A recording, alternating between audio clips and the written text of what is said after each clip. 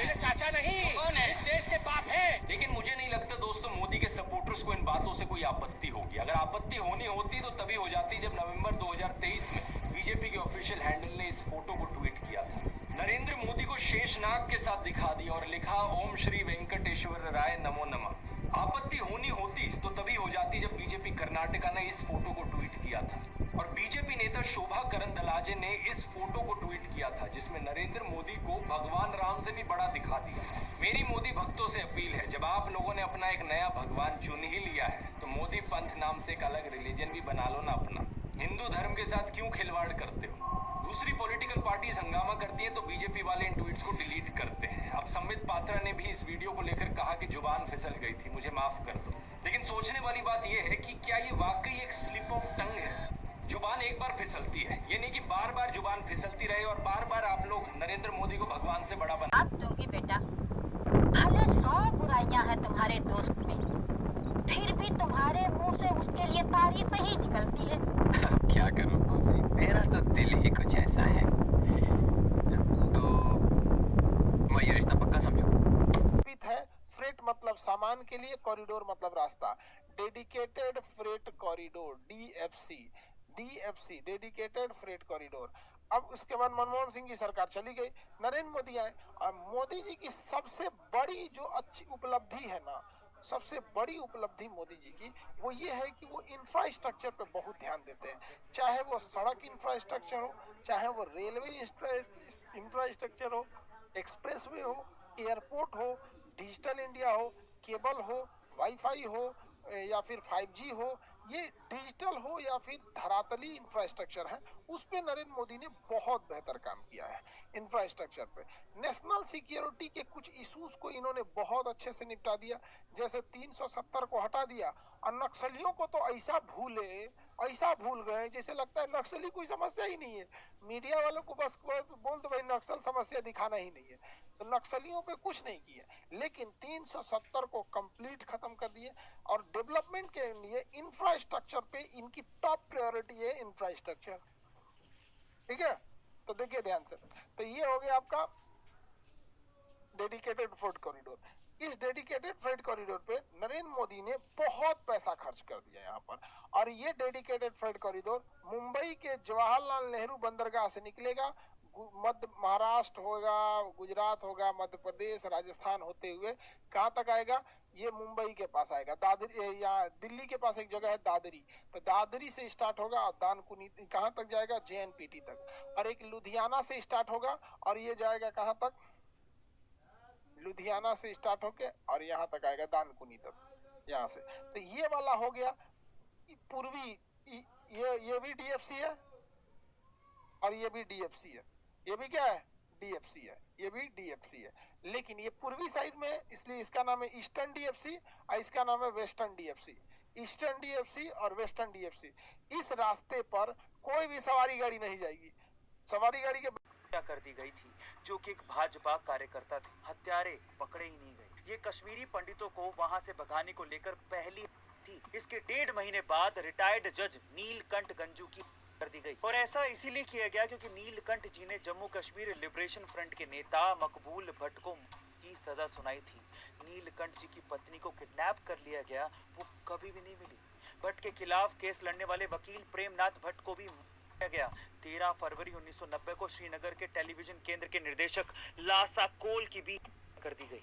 ये तो बड़े नाम थे, साधारण लोगों की तो गिनती भी नहीं है। इसी दौरान जुलाई से नवंबर 1989 के बीच 70 अपराधी जेल से रिहा कर दिए गए। क्यों किए गए, इसका जवाब नेशनल कॉन्फ्रेंस की सरकार ने आज तक नहीं दिया है। फिर 4 जनवरी 1990 को उर्दू अखबार आफ्ताब में हिजबुल मुजाहिदीन ने छपवाया कि सारे पंडित कश्मीर की घाटी छोड़कर चले जाएं। अखबार अल सफा ने इसी चीज को दोबारा छापा। चौराहों और मस्जिदों में लाउड स्पीकर लगाकर ये कहा जाने लगा कि पंडित यहाँ से चले जाएं, नहीं तो बहुत बुरा होगा। इसके बाद कट्टरपंथी लगातार करने लगे और करने लगे। कहते थे कि पंडितों यहाँ से भाग जाओ, पर अपनी औरतों को यहीं पर छोड़ जाओ। वो कहते थे कि हमें पाकिस्तान चाहिए, पंडितों के बगैर, पर उनकी औरतों के साथ। गिरिजा टिक्कू का हुआ, फिर उसे मारा गया, और ऐसी अनेक घटनाएं हुई। एक आतंकवादी बिट्टा कराटे ने अकेले 20 लोगों को मार दिया था। इस बात को वो बड़े घमंड के साथ सुनाता था। Jammu Kashmir liberation front in सारी घटनाओं में सबसे आगे था। सरकारी आंकड़ों के मुताबिक 60,000 परिवार कश्मीर छोड़कर भाग गए थे। 19 जनवरी 1990 को सबसे ज्यादा लोगों ने कश्मीर छोड़ा था। लगभग 4 लाख पंडित कश्मीर से विस्थापित हो गए थे। अब इतिहास में हुई इन सब घटनाओं को जोड़ के देखिए। पीओके की समस्या कांग्रेस के कार्यकाल में उन्हीं के कमजोर निर्णयों की वजह से हुई, जहां पाकिस्तान कट्टरपंथियों को ट्रेनिंग देता था। फिर कश्मीर के 1987 के चुनावों में धांधली की कांग्रेस ने, जिससे कश्मीर में आक्रोश बढ़ा और युवा मुजाहिदीन बनने चले गए। पर देखिए कि किया किसने और भुगता कश्मीर के पंडितों ने, क्योंकि कश्मीर के युवाओं को सरहद पार यही सिखाया जाता था कि काफिर तो हिंदू है। सोचिए कैसी राजनीति है और एक कैसा घटनाक्रम हुआ कि एक धर्म परिवर्तित हिंदू ही हिंदू का दुश्मन बन गया। आक्रोश किसी और पे था, पर भुगता कश्मीरी पंडितों ने। अब अगर कोई मुझसे पूछे कि कश्मीर के इस जेनोसाइड का क्लाइमेक्स क्या था, तो वो था भारत के पहले मुस्लिम गृह मंत्री मोहम्मद सईद की बेटी का अपहरण। 8 दिसंबर 1989 को भारत के गृह मंत्री मोहम्मद सईद की बेटी रुबैया सईद का अपहरण कर लिया गया था। अपहरण के बाद अपहरणकर्ताओं ने एक अखबार के कार्यालय को फोन किया और कहा कि वो दुनिया को बताएं कि जेकेएलएफ ने भारत के केंद्रीय गृह मंत्री मुफ्ती मोहम्मद सईद की बेटी का अपहरण कर लिया है। साथ ही ये भी कहा कि 5 आतंकवादियों की रिहाई के बदले ही गृह मंत्री की बेटी को छोड़ा जाएगा। जेकेएलएफ ने जिन 5 खूंखार आतंकवादियों की रिहाई की मांग की थी, उसमें गुलाम नबी भट्ट, मोहम्मद अल्ताफ, नूर मोहम्मद कलवाल, जावेद जरगल और अब्दुल हमीद शेख शामिल थे। हालांकि बाद में आतंकवादियों ने जावेद जरगल के बदले अब्दुल अहद वाजा की रिहाई की मांग कर ली थी और फिर गृह मंत्री की बेटी को बचाने के लिए भारत सरकार ने उन 5 खूंखार आतंकवादियों को छोड़ दिया था। रुबैया सईद का अपहरण कश्मीर में उपजे आतंकवाद के इतिहास की एक महत्वपूर्ण घटना इसीलिए मानी जाती है क्योंकि जब आतंकवादी देश के गृह मंत्री की बेटी को अगवा कर ले रहे हैं और सरकार को झुका दे रहे हैं, तो बाकी क्या बचा? सईद के अपहरण के बाद कश्मीर में 5700 लोगों का अपहरण किया गया, जिसमें कई लोगों को मार दिया गया, जिसमें कश्मीर विश्वविद्यालय के कुलपति मुशीर उल हक का नाम भी शामिल है। आगे चलकर इन्हीं खूंखार अपराधियों ने कश्मीर को जलाया था। अब कुछ लोग यहाँ पर दलील देंगे कि तब तो जनता दल की सरकार थी और कश्मीर में राज्यपाल भी उनका था। तो सुनिए, जब सब कुछ बिगड़ चुका था, 1987 के चुनावों में धांधली से अधिकतर युवा कश्मीर से पीओके चला गया था, हालत बद से बदतर थी, तब 1989 में जनता दल की सरकार बनी थी। एटम बम तो तैयार हो चुका था, फटा जनता दल के राज में। दूसरी बात, सेंटर में सरकार होने से क्या होता है? कश्मीर जैसा स्टेट जहां पर धारा 370 लगी थी, वहां केंद्र सरकार क्या ही कर लेती। ऐसा नहीं है कि जनता दल सरकार ने कोशिश नहीं की, सिर्फ कश्मीर के मुसलमानों को खुश करने के लिए केंद्र सरकार ने कांग्रेस में सालों तक रहे मुफ्ती मोहम्मद सईद को अपनी सरकार में भारत का गृह मंत्री बनाया था ताकि कश्मीर का मुसलमान शांत रहे। पर यहाँ तो उल्टा ही हो गया, आतंकवादियों ने उन्हीं की बेटी को किडनैप करके खूंखार आतंकवादियों को छुड़वा लिया। वाह! अब इस पूरी वीडियो को देखने के बाद आप लोग बताओ कि कश्मीर में जो गिरजा के साथ हुआ या फिर कश्मीर में हिंदू मुस्लिम का जो फसाद हुआ, उसके पीछे जिम्मेदार कौन? दिल पे हाथ रख के कमेंट में बताओ कि पहली गलती किसकी? कश्मीर के हिंदुओं की, कश्मीर के मुस्लिमों की, घटिया राजनीति की, अमेरिका की या पाकिस्तान की, या फिर मोदी या बीजेपी की?